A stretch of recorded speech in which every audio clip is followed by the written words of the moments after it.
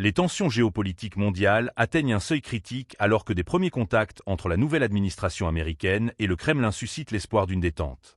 Vladimir Poutine, lors d'une réunion élargie du Conseil du FSB, a exprimé une vision nuancée de la situation actuelle, affirmant que ces échanges pourraient ouvrir la voie à une restauration des relations interétatiques.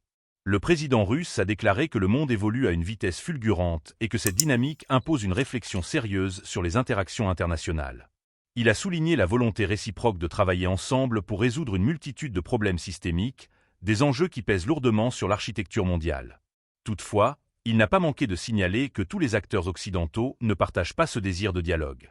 Une frange des élites en Occident semble résolue à maintenir une instabilité qui pourrait compromettre ses efforts. Poutine a mis en garde contre les forces qui tentent de perturber le dialogue entre Moscou et Washington, affirmant que ces tentatives sont visibles.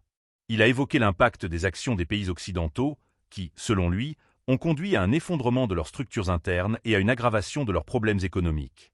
Ce constat soulève des questions sur la viabilité à long terme de la stratégie des puissances occidentales face à une Russie qui s'affirme de plus en plus sur la scène internationale.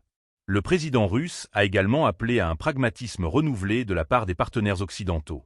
Il a insisté sur l'importance de rejeter les stéréotypes et les règles idéologiques héritées du passé qui, selon lui, ont contribué à la crise actuelle des relations internationales.